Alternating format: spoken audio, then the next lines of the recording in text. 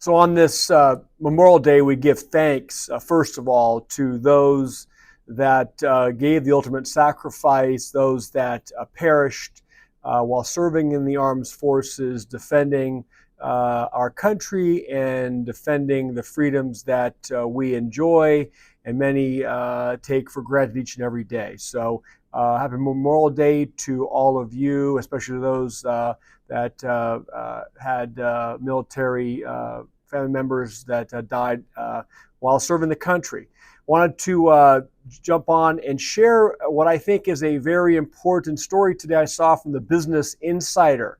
As always, I love to get your thoughts and input as to the topic. It's something I haven't covered before. I've discussed credit cards, credit card debt, mal spending on credit cards, credit card defaults, doom spending.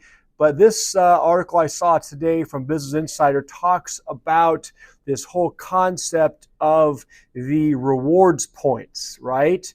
And this chasing, if you will, of rewards on credit cards.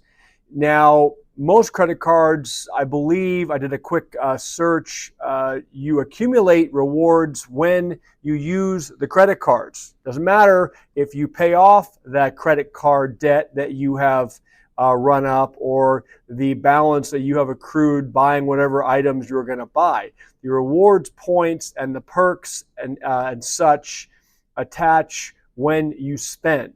And of course, like everything else in this country with consumers, they take it, to the max, pedal to the metal, and there is obviously abuse there. But the article that I want to share with you talks about how people are actually bumping their lifestyles, if you will, by using credit cards and using the rewards they accumulate to otherwise purchase things that they wouldn't be able to purchase. And many might say, well, how is that a bad thing? And I would say, okay, let's say on its face, I would tend to agree with you. That's why the rewards programs are there. That's why the credit card companies want to suck you in, right?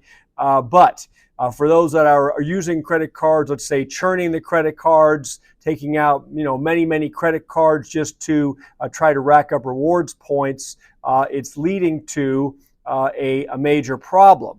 And when, not if, but when we see this next downturn like we did in 2008, you're going to see credit card companies trying to maintain semblance of rewards programs to keep people taking out their cards.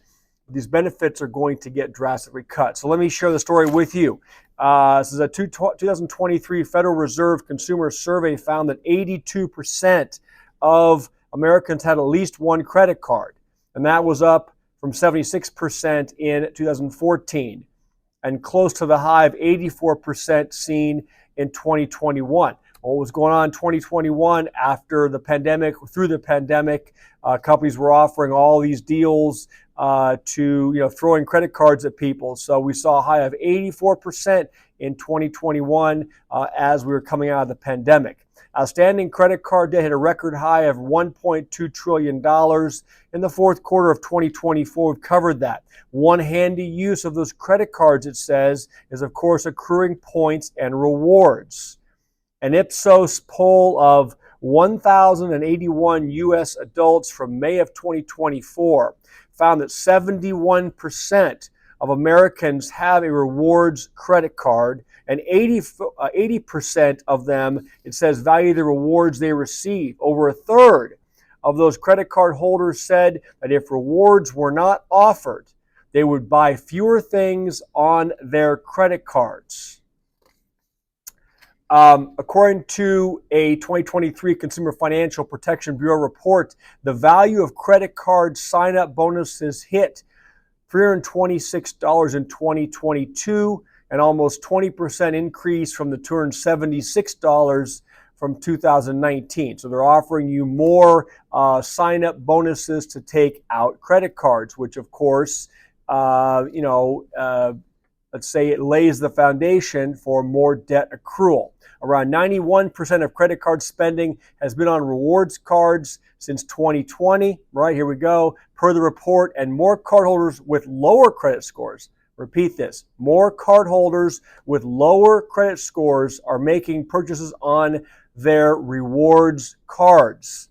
And this poll, this Ipsos poll, found that one-fifth of 18 to 34-year-olds said they use their rewards to pay for things or experiences they wouldn't be able to afford otherwise.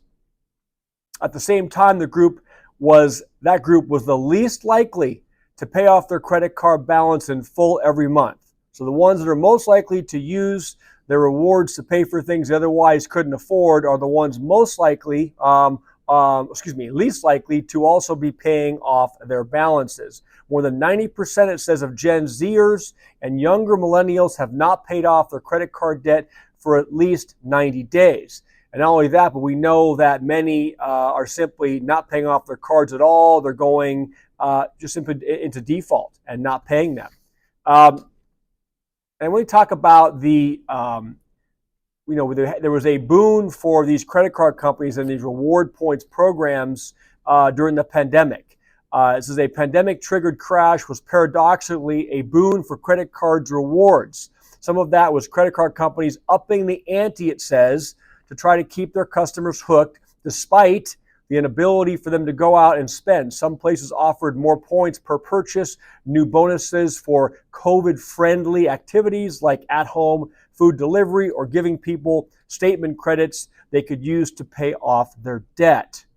In the face of increased economic uncertainty now, though, right, some airlines' rewards are already, it says, jacking up annual fees and limiting where perks can be used. So again, those that are using their rewards to bolster their lifestyles, may be in for a bit of a rude awakening when we start to see this economic downturn really materialize. It says we're already seeing some signs of credit slowdowns, if not hesitancy. The credit card rejection rate, did not know this statistic. The credit card rejection rate has ticked up from 16.6% in early 2024 to a plateau of around 22.1% per the New York Fed's SCE Credit Access Survey. And the application rate in February was down 24.8%. That's down from 28.6% in October of 2024. Why do you think? Leave your thoughts and comments. One explanation, they didn't explain that here, but one explanation I would attach to it is that people simply can't get any more credit. They have perked themselves out, if you will, right? They cannot keep going back to the till for more credit lines, for more credit cards. And after dips in the wake of great funneling of pandemic-era stimulus, right, an increasing share of Americans say they expect their credit card applications will be rejected. It says in the more typical downturn, we're likely to see a different kind of shift. Issuers will preserve the appearance, it says, of program stability while quietly reducing average value. Redemption thresholds may rise, expiration timelines may tighten, bonus categories may rotate more frequently, and access to high-value redemptions will become more conditional. So the punchline at the close of the article, it says, so instead of signing up for new rewards cards or chasing lifestyle perks, consumers may spend the next crash focused on simple debt management. And it all comes back full circle, right, to a topic we discuss so often on this channel, and that's debt management, paying off debt, not getting into debt and taking on obligations you don't absolutely need to take on, and making sure that you're responsibly paying. If you do, responsibly pay those obligations off in a timely manner. Before I close out today, every Memorial Day in our workout class, we do a modified Murph workout. I haven't discussed the exercise regime for a while, so if that interests you, give me about another minute and a half here. I'll let you know what I did today. So the Murph, if you guys don't know, is a well-known CrossFit workout. It was the favorite workout of Navy Lieutenant Michael Murphy, who was killed in Afghanistan June 28th of 2005 at the age of 29 years old. He was awarded the Congressional Medal of Honor after his death. The Murph workout itself consists of a 1 mile run, 100 pull-ups, 200 push-ups, 300 squats, and another 1 mile run, all done consecutively with a 20-pound weighted vest. It says this hero, WOD, first appeared in CrossFit in 2005 and is usually performed on Memorial Day, right? So today we did a modified Murph in our workout class, and it was brutal enough. Okay, we did 100 TRX pull-ups, we did 200 push-ups, followed with 100 sit-ups.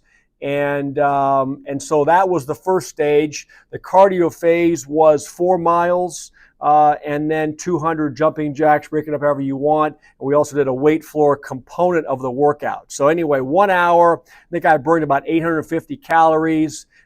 So that was my modified Murph workout, Memorial Day. Hope you guys have a wonderful day with family, friends, and loved ones. I will see you all later in the week. All right, bye.